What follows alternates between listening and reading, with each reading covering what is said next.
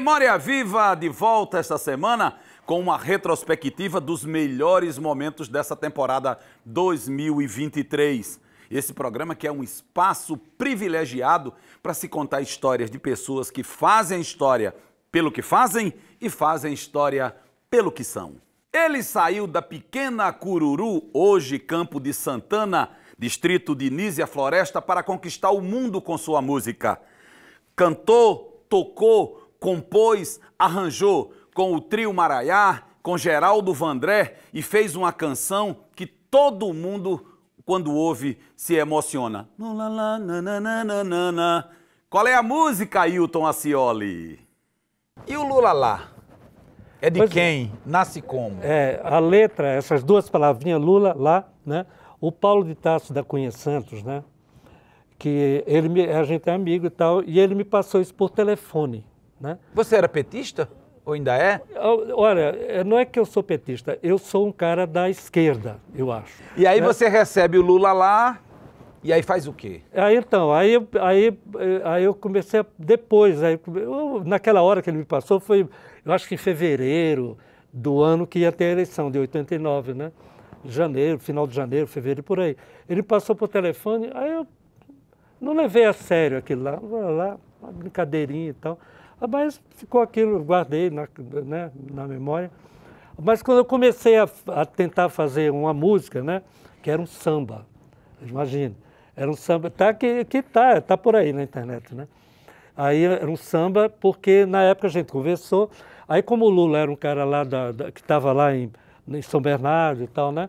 A gente queria mostrar ele para o Brasil. Olha, então a gente pensou, na conversa das pessoas que iam participar da campanha, né?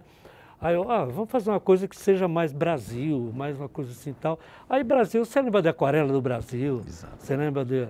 Isso aqui é um pouquinho de Brasil, né? Coisa do Ari Barroso, do Assis Valente. Ufanista, né? Aquela coisa ufanista. Aquela coisa assim, né? E ao mesmo tempo bonita, né? Que uma das emoções maiores que eu senti foi ouvir a Aquarela do Brasil em Viena. Quer dizer, ouvir não, cantar a Aquarela do Brasil, com o trio, né? A gente cantando.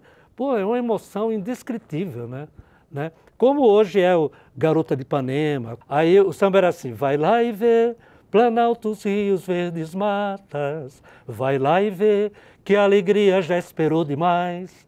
Vai lá e vê índia branca, mulata, negra, tua gente. Vai lá e vê tão pura a mistura que te faz. E sendo assim, Brasil, rompe a cortina do passado pra fazer numa alvorada despontar a estrela, serena luz guiando a nossa esperança se espalhando lá, é Lula, Lula, lá. Bonito. Né? Mas é um samba enredo, mas é uma disparada, né? Não é um jingle, né? Agora é com você, agora com o PT, mas aí ficava muita gente apoiando, aí o Ricardo Couto que você conhece, se você fosse fazer a música falando de todos os partidos que apoiavam. Não cabia, não. É um samba enredo, como você falou agora, né? Aí ficou, agora com você, agora com o PT, um negócio assim, né? Falava, aí agora para valer, em vez do PT, trocou. Né? Falava, e onde é que muda essa chave e diz, rapaz, tá legal, mas não deu liga. Pois é, foi a pesquisa que testou, fui mostrar fui mostrar para eles, né? Fui mostrar para eles a música da campanha, né? E o Lula vinha numa noite lá num diretório do PT e tal, na Vila Mariana. E aí fui para lá mostrar e tal. Aí eles gostavam muito de uma frase que era assim, sendo assim, Brasil, rompe a cortina do passado, que eu lembrava do Ari Barroso, isso, Ari Barroso. Abre a cortina do passado. Né? Rompe a cortina. Aí eles vibravam, é isso mesmo, rompe a cortina, vamos fazer tudo novo e tal, rompe a cortina do passado, vamos pular nem percebiam que no inconsciente eles tinham Ari Barroso, né? Exatamente. Aí, veja só, então eu fui cantar a música lá pro pessoal, né, na noite, que o Lula viria, ele era deputado constituinte, né? Isso. Naquela época. Vinha para ouvir, ver o material da campanha e tal, eu ouvia a música, né? Aí estava lá e tal o pessoal, aí estava o Vladimir Pomar, o Luiz Mercadante, o Ricardo Couto e tal, né? Aí eu cantei a música, né, cantando e tal, e eles meio querendo se requebrar no samba, né, e tal, né? aí gostando. Deve ser bom, Rompe a cortina do passado. Ter visto mercadante querendo... Pois é. Aí então, aí eu cantava para eles, olhava para a cara deles, aí eu pensava assim, eu acho que a música não é essa, é uma outra coisa. Aí eu saí de lá com um amigo meu, Oswaldo de Mello, aí saí com ele e a gente foi tomar uma cerveja, sei lá o que, num barzinho, tomar um café, nem me lembro o que. Aí conversando e tal, aí ele falava, porque tem que falar do socialismo, não sei o quê. Aí eu ficava pensando, eu falei, Oswaldo, acho que a gente está com um problema. Eu tenho que fazer outra música, porque não é essa não. Não é? Aí fui para casa, né? Assim, aí os caras falaram, o Lula não pôde vir, ele não veio aquela noite, ele não pôde vir de Brasília e tal. E aí, mas amanhã ele vem. Aí foi, que hora? Aí ele deve estar aqui 2 horas da tarde e tal. Aí eu falei, tá bom, então aí você vem amanhã de tarde. Eu falei, tá bom. Vem à tarde, eles não falaram hora. Vem à tarde. Tá bom.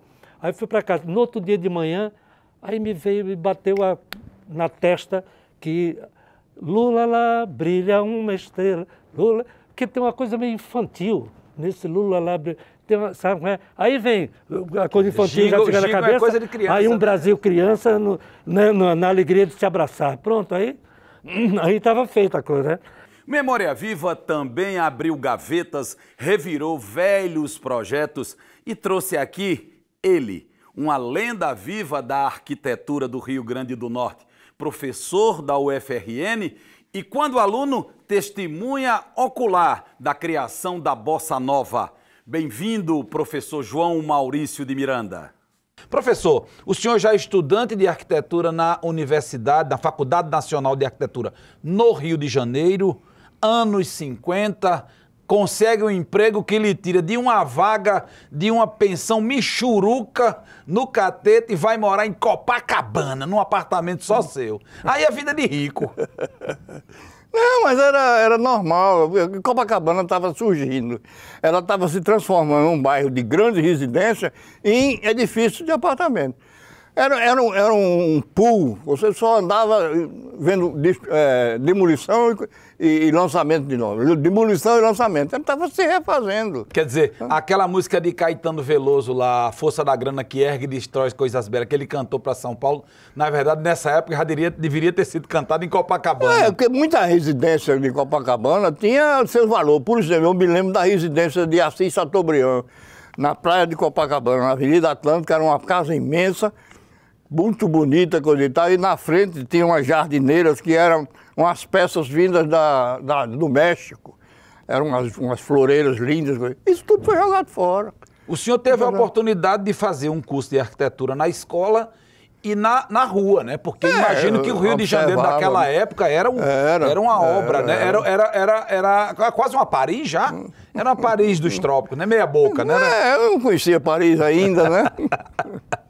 E aí o senhor vai morar em Copacabana, continua estudando e, claro, acompanhando também a efervescência, porque a universidade onde o senhor estudava era um centro de efervescência política, cultural, estética, né? Muito, muito, muito. Inclusive, foi lá que, num daqueles espaços internos que tinha lá na faculdade, que os alunos... o irmão de Roberto Menescal, Ricardo Menescal, formou-se também na turma de Moacir, em 54.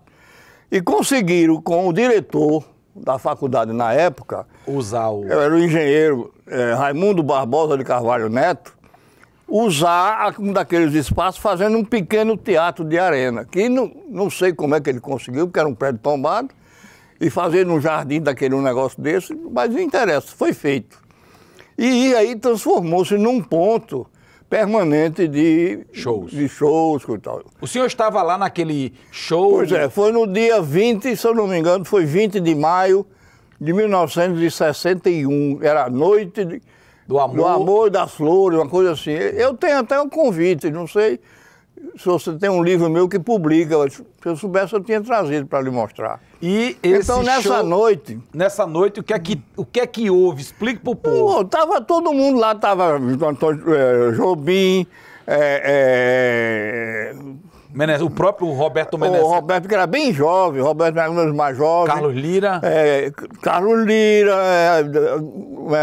Norma Bengel. Aquela nata lá da Bossa Nova. Exatamente. Então foi uma noite espetacular de shows, tudo lançando suas que ainda não se chamava Bossa Nova. Ela vai se chamar um pouco depois, né? No dia seguinte. Acho que foi... Tinha um jornalista que presenciou isso, e no dia seguinte, na coluna dele, ele disse: ontem à noite, na Faculdade Nacional de Arquitetura, houve um movimento musical brasileiro, coisa e tal. Era uma tal de Bossa Nova. Aí a turma disse: tá aí o nome do movimento. Aí pegou. E eu estava lá assistindo. Meninos, eu vi e ouvi, né? Agora, professor, vendo aquele movimento, vendo aquela escola, o senhor estava no quarto ano. No quarto ano, né? O que era a Faculdade Nacional de Arquitetura? Era uma Bauhaus carioca? Tropicaliente? Não, a Bauhaus tinha outros objetivos, né, que era um pouco diferente. Mas lá se estudava realmente arquitetura. Mas se pensava arquitetura, quer dizer, com aquele desafio de dizer, rapaz, temos que fazer uma arquitetura brasileira? Porque inclusive no ano de 1960 houve o concurso nacional para Brasília, né, para a cidade de Brasília. Foi um concurso internacional, vários arquitetos do mundo inteiro participaram. E ganhou o desenho de Niemeyer. Não, o desenho foi de Lúcio Costa. Lúcio Costa. E Niemeyer foi quem fez os projetos. Sim. Não é? E aquilo repercutiu, os projetos foram anunciados. Eu compareci à exposição depois do concurso no Ministério da Educação, que naquela época era no Rio. Que era também um prédio monumental, né? Que há poucos dias uma filha minha que mora no Rio me reportou como ele se encontra. É uma lástima. Tá entregue às baratas. E estava, inclusive, na agenda para ser derrubado. E parece que houve um movimento... Não, isso aí eu não soube, não. É derrubado, mas está abandonado. Privatizado, alguma coisa. Está abandonado. É um prédio que foi baseado num desenho de Le Corbusier, que teve aqui em 1936, que o ministro era Capanema, e conseguiu bancar esse projeto que foi desenvolvido por um grupo. Foi Oscar, Hernani Vasconcelos, Afonso Eduardo Ride, que eu me referi, que era o alto lá da maquete. O grandão. Que fez o Museu de Arte Moderna. Era o arquiteto magro e alto que, quando ia conversar com o nosso conterrâneo, o Debussy, que fazia as maquetes, ficava de joelho. A ficar da altura dele. Bom, esse movimento, tudo isso influenciava no aluno, né? Influencia na gente. Cientista que se preza é aquele que descobre a fórmula de equilibrar, de harmonizar o rigor da ciência e a alegria da música. Conosco, ele, violonista excepcional, cantor boêmio, professor, pós-doutor, cientista de primeira. Mário Pereira, seja bem-vindo, querido. Mário, a música é sua companheira e faz muito tempo. A música, inclusive, lhe levou para um congresso científico quando você não tinha trabalho para apresentar. E o ônibus só tinha uma vaga na Unicamp. Que história foi essa? Rapaz, essa foi engraçada. Eu vou não vou falar o nome da figura principal desse episódio, mas é um amigo nosso lá da Unicamp. E aí era conhecido como chato. Um rapazinho que era chato. E todo mundo dizia, fulano é chato, fulano ninguém. Mas era uma boa figura, uma boa pessoa. E aí nós fomos tinha que ter trabalho publicado para poder ir nessa viagem. A física, a física na época fazia os encontros anuais de física da matéria condensada do Brasil. Então ia gente de todo o Brasil, nas cidades, nas águas lá de Minas Gerais. Era Cambuquira, São Lourenço, aquelas cidades lá. Poços de Caldas. E esse congresso especialmente, o coordenador era o professor José Suassuna Filho, que era um paraibano, hoje está na Paraíba, e era professor da Unicamp na época. Uma figura sensacional. Conhecido como Suaça para os amigos, né? E aí Suaça fez a lista do pessoal que ia no ônibus. E não colocou o Rogerinho. Ih, Rogerinho, ninguém vai saber quem é. Tantos Rogérios tem no mundo, né? Sim, aí... Aí Suaça, aí Mas você estava na lista. eu estava. E eu não tinha trabalho publicado nesse congresso em particular. E aí o Rogério foi bibliotar a lista para saber se ele ia. E o nome dele não estava. Aí ele foi para Suassuna, Com gosto de gás. com gosto de gás. Aí disse, Suaça, por que é que você não colocou meu nome? Olha aí, ó. Vai Muribeca, vai Mário, vai não sei quem, que não tem trabalho para apresentar. Por que é que eu não vou? Aí ele disse, Suaça disse, ô Rogério, tu canta? Não. Tu toca violão? Não. Tu conta piada? Não. Então não vai. Critério científico. Critério. Mas esse episódio, a gente ria quando contava essa coisa, sabe? Porque é algo grotesco, mas ao mesmo tempo muito gozado, né? Porque... Mário, você é pesquisador de uma área que certamente poucas pessoas sabem o que é que um físico faz e o que é a contribuição de um físico para a vida real, para as pesquisas que são desenvolvidas. Recentemente você fez um trabalho importante, passou um bom tempo hospedado no hotel Aí de Verdade, não era o hotel cenográfico lá do Clube da Esquina, trabalhando com cientistas do mundo inteiro. O que é que você estava fazendo? Inventando a bomba atômica? Eu fiz uma pequena mudança na minha área de física, apesar de eu adorar minha área anterior, que era física da matéria condensada, eu fui trabalhar com oceanografia física. Talvez porque eu sou apaixonado pelo mar. Desde criança, eu não posso ver uma praia que me dá vontade logo de correr para dentro para tomar banho, tá certo? E essa paixão, assim, foi ficando cada vez mais acentuada à medida que eu fui conhecendo mais algumas características físicas do mar. Não bastava só os banhos na Praia da Ridinha. Exatamente. E aí eu me engajei na USP, fiz um pós-doc lá na área de oceanografia física. Encontrei pessoas também espetaculares. E é coisa para produção de energia? Também. Mas inicialmente era para conhecer realmente as propriedades físicas do oceano, isso aqui era e dos estuários. E com isso nós fizemos alguns trabalhos, publicamos alguns trabalhos. E A principal descoberta que você fez é que o mar tem mais do que vida? Tem energia também? Tem.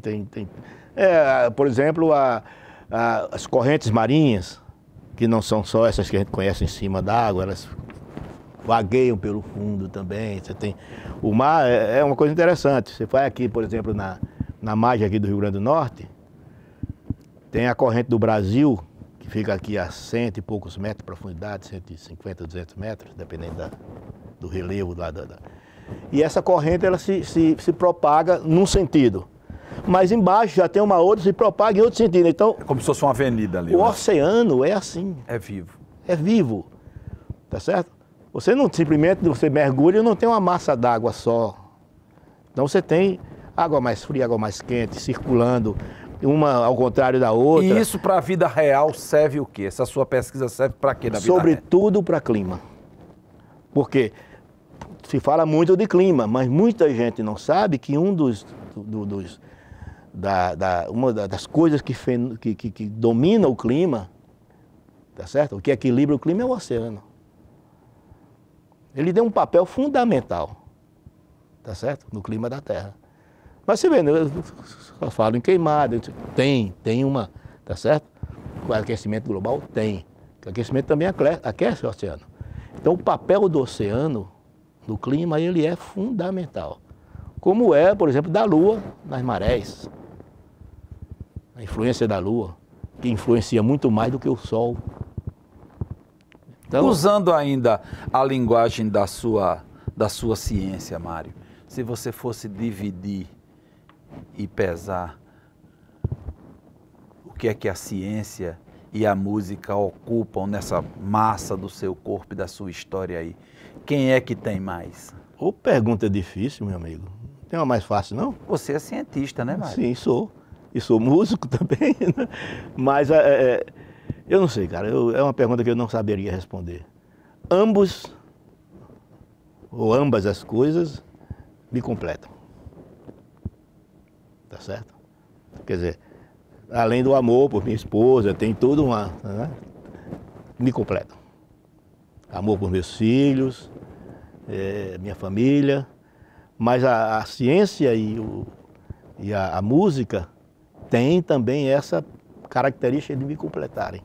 Ou seja, eu sou constituído de vários tijolinhos, onde tem um é a música, outro é a ciência, outro são meus filhos, minha esposa. Então esses tijolos são que me completam. Memória Viva dá uma paradinha rápida, a gente volta no minuto com os melhores momentos desse ano de 2023. Vai ser demais.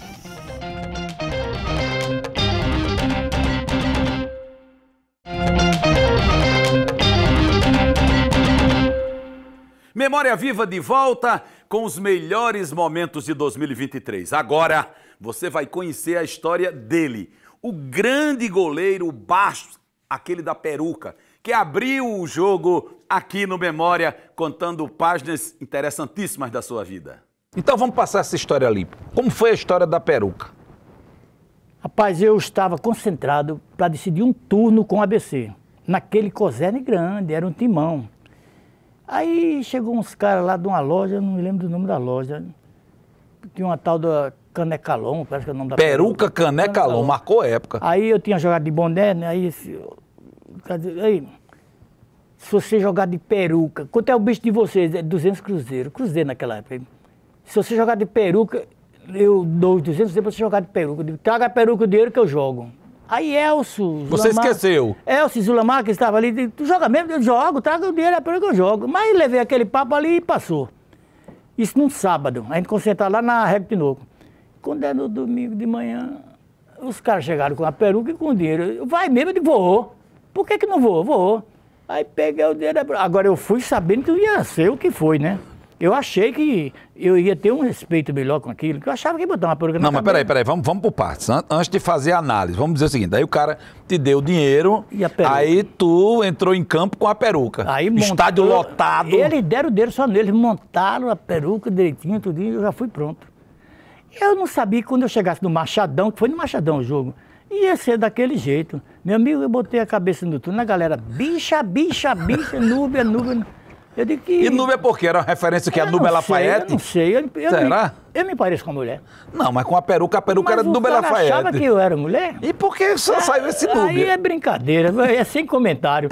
Você tem uma ideia, rapaz, eu na segunda-feira, na cigarreira, botou um jornal meu... que eu fiquei, quer dizer, você no centro da cidade, na Rio Branco ali passeando com sua esposa. Era eu casado de pouco tempo. Aí quando eu olho lá o jornal, a página toda, aí eu olhei assim, escrito assim, estou linda, eu olhei a mulher tiracolo, com a bolsa tiracolo, e a cabeça era eu de peruca. Uma montagem, eu de peruca, estou linda, eu disse, que porra é? Aí a minha mulher disse, é tudo, e tu tá vendo que é?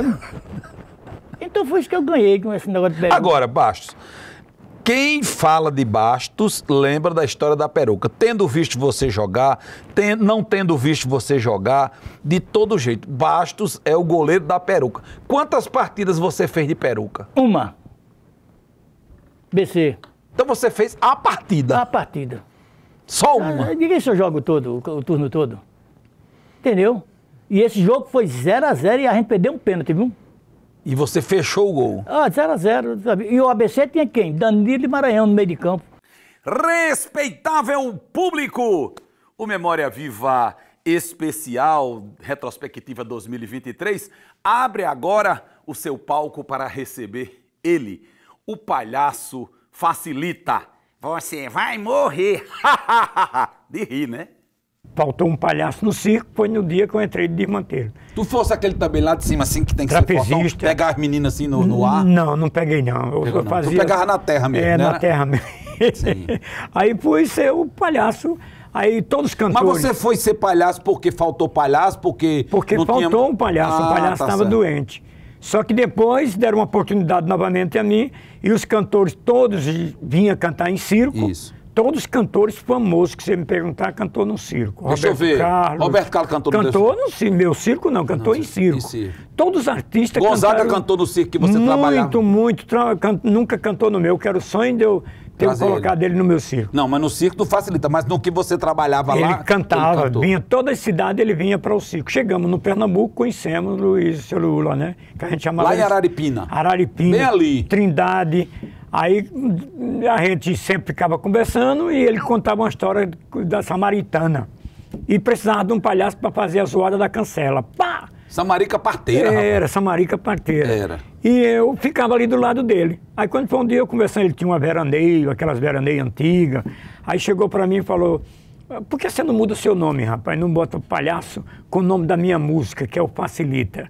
Aí, através dessa música, surgiu o meu nome. Como é que começa, rapaz? Comadre Joana sempre reclamou da mini saia que sua filha tem pra dançar no Xen. Não, aí tem aquela, como é? O namorado me reclamou. Como é? A mini saia começa cedo e termina muito tarde. Eu acho que essa moça tá meio mal intencionada. Não, é uma história muito bonita, né? Você vê que hoje... Facilita pra subir no caminhão mesmo? Facilito, mas não, porque... E pra sair na televisão? Hoje facilita, né? Facilita, Me diz uma coisa, aí chega Gonzaga e diz assim, rapaz, muda seu nome. Esse nome mas tu mudou na feio. hora ou tu ficou pensando, deixa eu pensar? No outro dia, no espetáculo, eu já entrei com o nome de Facilita. Aí mudou a tua vida? Aí minha vida mudou. Sucesso na Paraíba, Pernambuco, Bahia, por onde eu passava. E eu tinha um refrão que era sucesso. Eu passava na cidade e o povo sempre falava esse refrão. Qual era? Você vai morrer. Rapaz, eu vi o povo menino tudo dizendo. Tinha um que eu dizia, se amostre, viu? Quer dizer, quando tu voltava no ano seguinte... Hoje, 5 anos, ainda hoje... Quando tu vai... O povo... É demais. O povo ainda lembra. Eu nem falo. Quem fala é o povo. Quer dizer, tu faz a deixa e o povo responde. Essa semana eu encontrei um senhor na rodoviária. Ele falou, oi, você é o Facilita? Eu digo, sou. Você, meu filho, fez parte da minha infância. Aí eu digo, obrigado, mas eu olhei pro velho assim, eu digo, eu perguntar quantos anos ele tem. Eu disse, quantos anos o senhor tem? Ele disse, 88. Eu digo, não foi eu não, viu? Se eu conhecer outro palhaço por aí, porque 80 eu já tinha morrido já. Mas sempre acontece, agora mesmo eu vim do Uber. Mas ele ia pro circo mais velho, né? Não, mas ele já ia adulto. Ele ia assistir adulto e você jovem. Eu vinha no Uber agora, o cara, você é um palhaço? Eu digo, sou. Eu sou o Facilita. Entrei agora na TV aqui, todo mundo, tudo bom, Facilita? Tudo bem? Você ia pro circo meu quando tinha 15, 16 anos, hoje quem vai é os seus filhos, né? Tuas mulheres te chamam de Mariano, de Zé Mariano, de quê? De quê? Ou chamam de Facilita? Facilita. Tu é Facilita. Todo canto, eu botei até na justiça para ver se eu assinava meu nome com José Newton Facilita da Silva.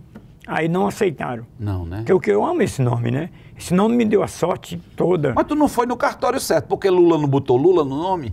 Mas Luiz Inácio Lula da Silva era pra ter botado José Nilton Mariano Facilita. da Silva, Facilita da Silva. Aí pronto, eu ia ficar feliz, mas não deixaram não. Mas vai dar certo aí. Essa semana eu fazendo um show, Sim. Eu faço hoje show, não tenho mais circo, acabou na pandemia. Eu fazendo um show, aí comecei a cantar. O show lotado. Aí o povo começou a ir embora. Todo mundo saindo. Eu contei piada, o povo não voltou mais. Ficou só um cidadão na minha frente assim. Eu digo, eu vou cantar só pra ele, porque se ele ficou, ele gostou. Terminei lá, fui agradecer. Cidadão, muito obrigado. Todo mundo foi embora, só o senhor que me esperou cantar. Ele disse, não, meu filho, eu sou deficiente, roubaram minha moleta. Rapaz, esse povo, você tem que trocar de fornecedor. Levaram a moleta do carro. Aí ele não pôde sair do canto, teve que me assistir mesmo. Do circo para as ruas, bares e até cabarés, com todo respeito, naturalmente. Ele, o folclórico Gutenberg Costa, também esteve com a gente, contando histórias do povo da rua de Natal. Eu, menino com 7 anos, já saía num grupo, num bloco de papangus no Alecrim, de 7 anos. O carnaval, vendo o Paulo Moura, Severino Galvão, e aí fiz uma pesquisa na Tribuna, Diário, A República, todos os jornais lendo a cada ano, o mês de fevereiro e março, procurando saber o que é que tinha acontecido. Transcrevi, que naquele tempo não tinha celular para fazer fotografia, não. A gente ia nas redações e tal. Na munheca. Peixoto, meu amigo, liberava, eu não pagava na Tribuna, eu não pagava no Diário, enfim. fiz essa pesquisa até o ano de 1945, final da guerra. E aí tenho a pretensão, já tenho esse material pronto no computador. O que me falta é patrocínio. Do meu bolso, eu só tive condições de bancar 2 livros. Peraí, mas você não é um homem rico, não? Depois de lançar esses livros todos, rapaz? Pobre.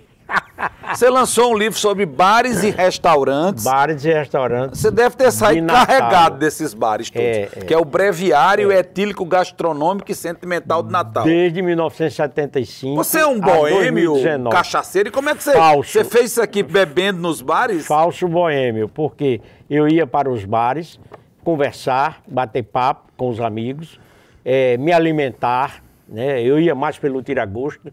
Porque você veja que antigamente você ia para um bar, a primeira coisa que você falava era do tira-gosto. A parede. Vamos lá no Feijão Verde, lá em Zé Nunes, lá na 15, vamos na buchada da cabeça do bode, vamos na Peixada Potengi. Sempre o tira-gosto estava Tem o Picado na do frente, Monteiro. o Picado do Monteiro, Vamos na sexta-feira, a na meladinha feira. do Nazi. Quer dizer, sempre tinha isso. Hoje, lamentavelmente, você chega no lugar, o que é que você tem? Galeto. O que é que você tem? Galeto. Suflê de não sei o quê. Entendeu? Redução Então, de não sei o quê. esse trabalho eu colocava na minha agenda o nome do dono do bar, o nome dos garçons, a data em que eu estive, os tiragostos e essas agendas eu fui juntando. E aí, em 2019, eu digo, agora é hora de colocar esses bares da cidade do Natal. Fiz o livro por conta própria, pagando do meu bolso a gráfica. Rapidamente a edição acabou, entendeu? Você é um best-seller, né? É preciso uma segunda edição. Não, é o assunto, é o tema, é como você disse. Eu fujo dos temas acadêmicos, dos temas elitizados. Eu vou falar sobre temas que o povo gosta, o povo lê, né? Achei belíssimo o seu trabalho sobre rocas. E aí tem um trabalho já pronto, só aguardando um patrocínio para o meu Alecrim de AZ, o trabalho sobre o meu bairro. Parabéns, porque os bairros da cidade precisam ser conhecidos. Né? Eu quando cheguei no Rio de Janeiro, eu vi uma coleção de bairros patrocinada pela Prefeitura do Rio de Janeiro. Fortaleza fez isso aí também. Tinha Lapa, tinha Ipanema e tal, e por escritores que nasceram nos bairros. É uma beleza. Esse método que você usou para construir parte de sua obra, inclusive essa do carnaval, essa dos bares, de ir lá, de anotar, foi o mesmo critério que você usou para produzir essa obra com mais de 250 páginas sobre os cabarés de Natal? Você era um frequentador de cabarés? Eu fui a cabarés com todo respeito, naturalmente. Como todo mundo, e eu conto aí, entendeu? Eu ia ao Chão de Estrelas, eu ia ao Arpege, fiz amizade com Dona Francisquinha, foi a primeira entrevista dela em vida, foi comigo, ela não aceitava, ela era como Maria Boa, não aceitava entrevista. Mas aí, por conta de um amigo, incentivou ela, tal, tudinho, eu fui entrevistar ela e levei meu amigo Candé Soares, que fez uma foto dela belíssima, ela na casa dela, na Ribeira. Eu saí entrevistando essas mulheres, na época, 1993, veja que já são 3 décadas de pesquisa, entendeu? Eu saí anotando, eu saí procurando fotografias, e, enfim, foi um trabalho sem muita pretensão até de publicar, Ciro. Mas eu vi que ninguém tinha tido essa coragem antes de mim. Esse tema era proibido. Por falar em coragem, tema proibido, a gente tem um convidado aí que quer fazer uma provocação a você sobre essa história de cabaré. Vamos vê-lo. Gutenberg, você teve a visão de pôr o olho numa fresta, naquilo que ninguém havia se preocupado em transformar em livro, que é a vida dos cabarés da cidade, documentando cerca de 30 deles. Mas eu pergunto a você, dentro daquela curiosidade de repórter, você precisou praticar a autocensura? Você precisou omitir alguma coisa? Você, por pudor, por cuidado, por preservar a vida privada, você deixou de dizer alguma coisa muito importante que seria inevitavelmente muito interessante para o leitor? Cerejo, meu grande amigo, ele e Rejane, 2 irmãos na minha vida, já me ajudam muito e tal. O livro dos cabarés não tinha apresentação. Você sabe que uma vez eu conversando com você, eu disse, não tem apresentação. Eu não ia pedir um amigo para causar um certo constrangimento, ele falar de um tema tão proibido como era o cabarés. E aí Cerejo, quando soube, disse, eu apresento o seu livro. Então o livro já foi, de certa forma, apadrinhado. Neste livro, eu coloquei história. Eu coloquei depoimentos dados a mim e história, pesquisa, datas, nomes, entendeu? Agora, eu não coloquei as lendas em torno do tema cabarés. Aquela história de dizer, olha, você sabe que fulano de tal, empresário em Natal, foi buscar a mulher em Mariabu, casou com ela, não. Isso eu não coloquei. Eu não coloquei os filhos envolvidos, os netos envolvidos das mulheres. Eu coloquei elas, a história delas, a história de seus cabarés. Com todo respeito, a minha pesquisa é com ética. Eu não faço coisa de boato. Ah, fulano de tal chegou no cabaré e quebrou tal, foi preso, não sei o que, não. Isso eu não coloquei. Isso é a página 7, né? Que antigamente tinha nos jornais, né? O pesquisador ele tem que ter um critério, que é a ética e fontes. Eu cito fontes, entendeu? Eu vejo muita coisa aí na internet que eu até me assombro. Eu fico pensando, será que é psicografado esse texto? Ou o que é? Ou o camarada viveu há 100 anos atrás? Porque eles contam história, Ciro, como se eles tivessem vivido. Entendeu? Agora, sem citar ninguém, nenhuma fonte.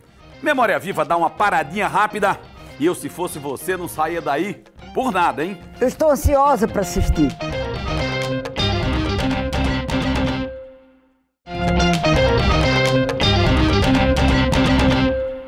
Memória Viva de volta com uma informação importante.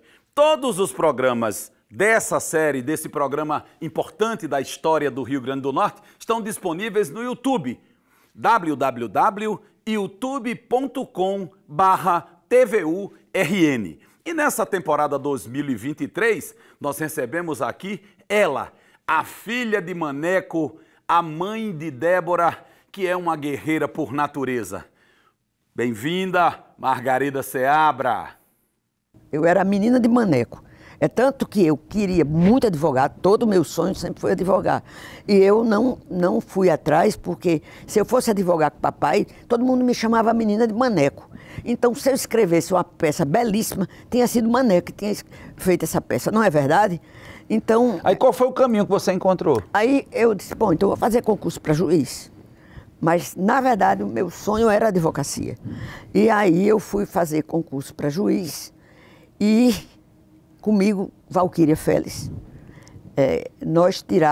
Valquíria tirou o primeiro lugar junto com Deusdete Maia. Eu até na entrevista que eu tentei fazer, eu dei o nome errado, eu disse a Milka, não, a Milka é o filho de Deusdete. É filho de Deusdete. Acho que é filho de Deusdete. Com Valquíria, Hélio Fernandes, que era meu namorado à época, e Deusdete tiraram o primeiro lugar. E eu tirei o segundo. Foram 7 aprovados. Quantos entraram? Só os rapazes. 5. Aí a gente, quando terminou... Mas sobre que justificativa? Peraí. Quando, pra você ter ideia, na prova oral, não, na prova de títulos, o título de Hélio como professor do curso clássico do Ateneu valeu mais do que o meu de adjunto de promotor.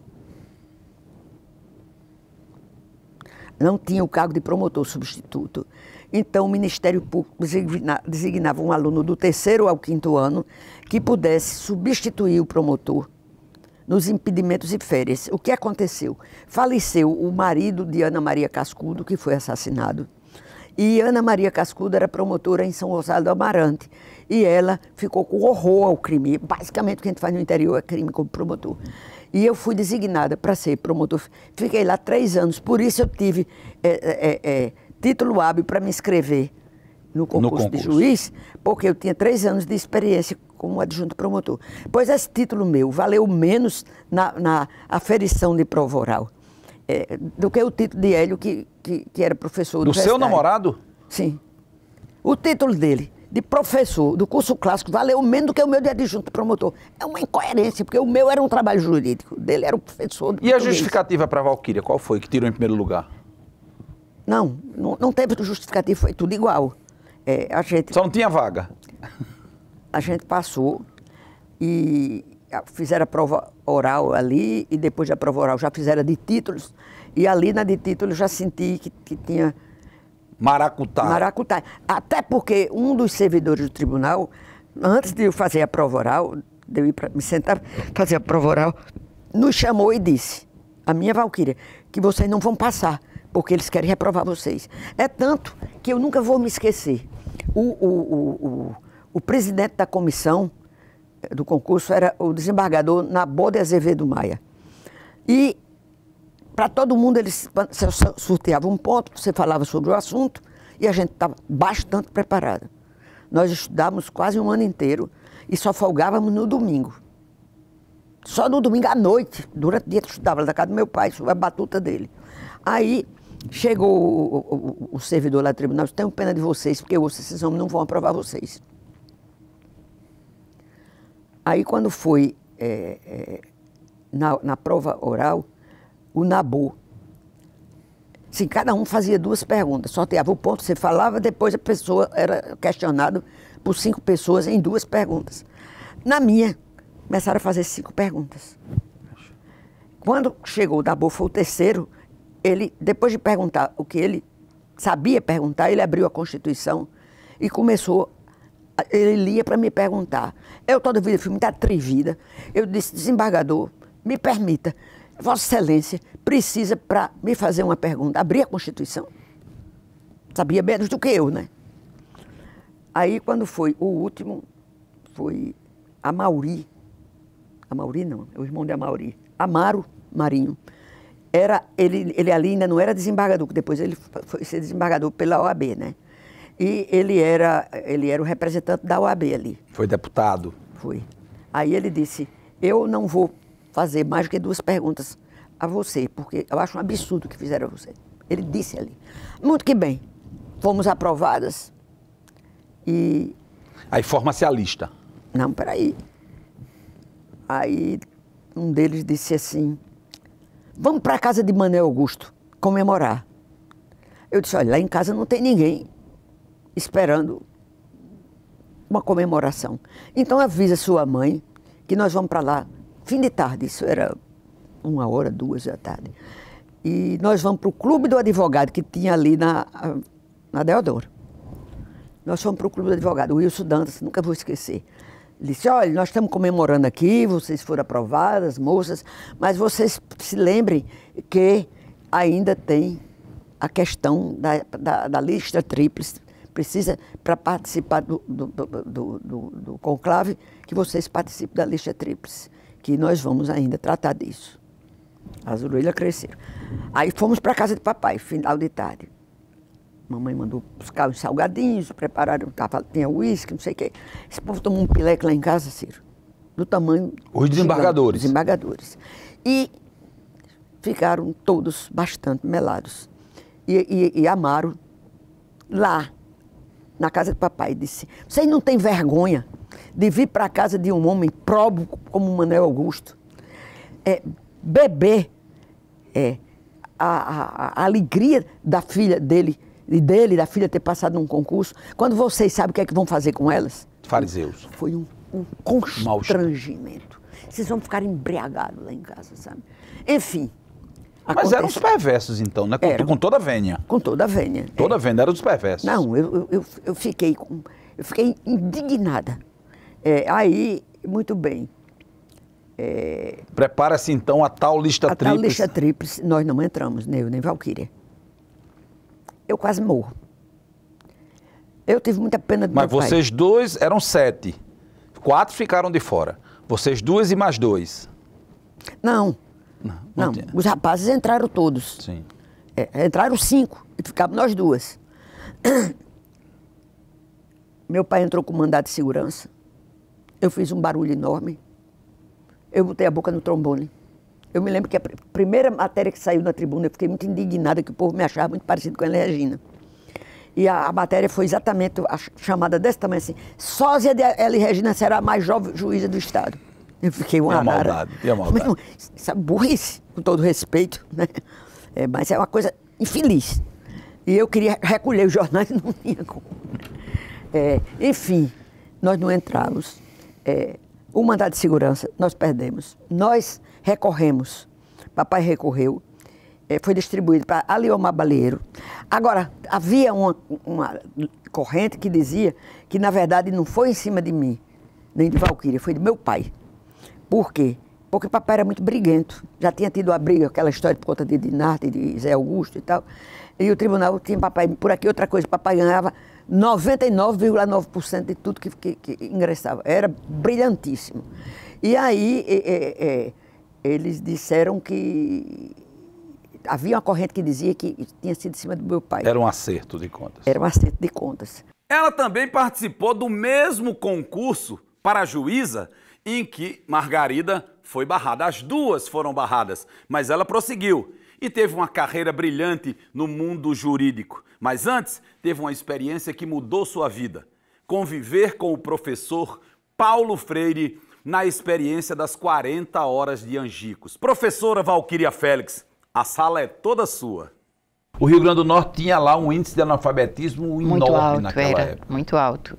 Então, essa análise era importante, a apresentação desses trabalhos, esses debates, porque conscientizava mais quem ia para frente do trabalho, do projeto. Porque iria sair aqui do conforto da capital para ir literalmente para o meio do sertão, né? Por uma situação, uma região inóspita ainda, muito, né? Não tinha hotel, conforto. Não, nada, nem estrada. E o calor nem ar-condicionado. Nem ar-condicionado. O transporte que eu ia e vinha para Angicos virou 3 vezes. Era uma Kombi, depois uma Rural e outra Kombi. Então, aquela análise era importante, por quê? Para preparar, para a gente desenvolver um senso crítico com relação às questões do país. E mas tinha o corpo técnico também. A Aurenice era a pessoa que comandava a parte metodológica do projeto. Então, com esse treinamento... E você viu Paulo Freire assim, falou com ele aí, Valquíria? Olha, eu fui até hóspede da casa de Paulo Freire. Lá em Recife? Lá em Recife. Porque quando estávamos no decurso da implantação do projeto, ele precisou que fosse alguém daqui para Recife para receber novas orientações, porque o método estava em construção. E a toda hora eles tinham inovações a apresentar. Então, peraí, esse método que atribui-se como método das 40 horas foi, então, um processo de alfabetização construído com o andado do processo. Não era algo fechado. Não. Ele foi... Ele disse ele tinha uma ideia original, inicial. Ele fez uma experiência piloto em Recife com um mínimo de pessoas e então queria um espaço maior em que ele pudesse verificar se esse tipo de método poderia ser aplicado de uma forma mais coletiva. E foi com isso que ele se prontificou a vir comandar, ceder, não é, e orientar a implantação desse projeto. E aí você se engaja nessa linha de frente para dar aula. Você dava aula? Antes de dar aula, as equipes, Marcos constituiu essa equipe, Marcos era um coordenador. Por sinal, eu registro assim, sempre digo quando falo nesse assunto, que Marcos foi um excelente coordenador profissional nesse sentido, porque ele sempre ouvia muito a gente. Ele se inspirou talvez em Paulo Freire, porque Paulo Freire era o homem do diálogo. Ele falava menos e ouvia muito, e então ele coordenou de uma forma muito democrática. Então o nosso grupo era um grupo bem coeso, um grupo que, mais do que colaboradores no trabalho, nós nos tornamos amigos, mas amigos daquele amigo incondicional. Ele também foi figura de proa na experiência das 40 horas de Angicos, mas precisou deixar o país e passar 23 anos de sua vida no exílio. Ele foi perseguido pela ditadura militar. E é sobre esses momentos de dor e sofrimento, de angústia, que ninguém quer que se repita, que eu converso agora com o professor Marcos Guerra. A partir de Paris, muito contato com o pessoal da África E a um momento dado, o Fleury, Que não era o delegado Fleury, que né? era o delegado Fleury, O próprio? foi lá, já no quadro da Operação Condor, para... A Operação Condor foi uma operação montada pelos países da América do Sul, da Os Cone governos Sul, militares para reprimir e os ditos comunistas. eliminar todos aqueles que lá fora estavam denegrindo a imagem de seu país. E você fazia isso? Pois é, eu tive a felicidade de fazer parte de um grupo que nós criamos um FBI. Peraí, rapaz, FBI é coisa de americano. Pois é, mas eu sou americano. Sul-americano, mas sou americano. Era um Federal Bureau de Investigation?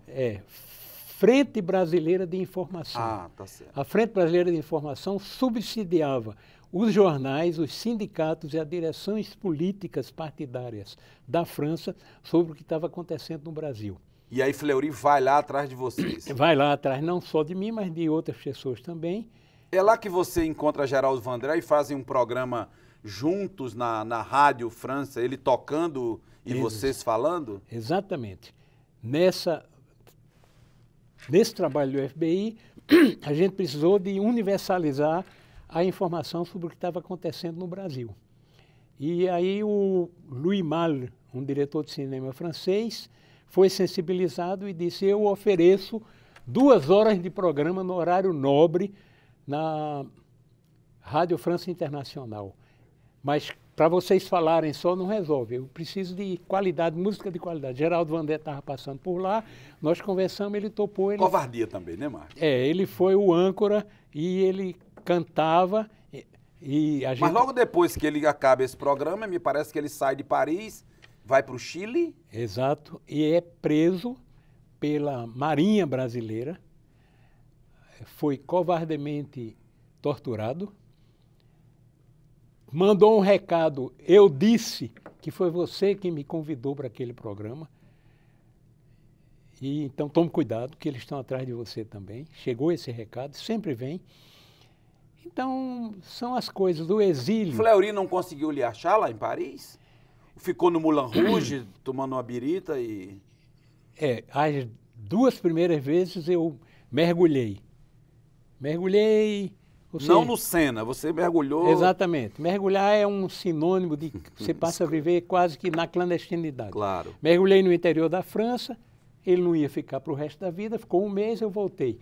A segunda vez eu saí, fui para a Bélgica e a Suíça um pouco, enquanto ele vai embora também. Como é que a gente sabe? A polícia, como qualquer corpo social, tem gente de todas as sensibilidades, de todas as religiões.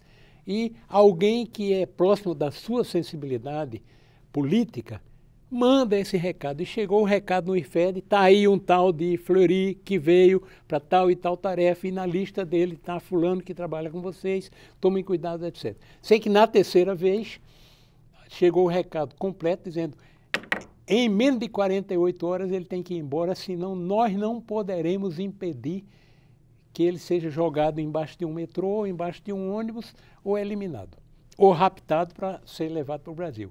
E eu tive 3 dias para... desmontar a vida, mais uma vez. Tive 3 dias para ir embora para a África, fui morar no Níger, um país no qual o IRFED, o grupo do Lebré, tinha criado uma assessoria para o planejamento, que era no Senegal e no Níger e na Costa do Marfim. Então eu fui dirigir uma missão de cooperação com 29 peritos e consultores no Níger.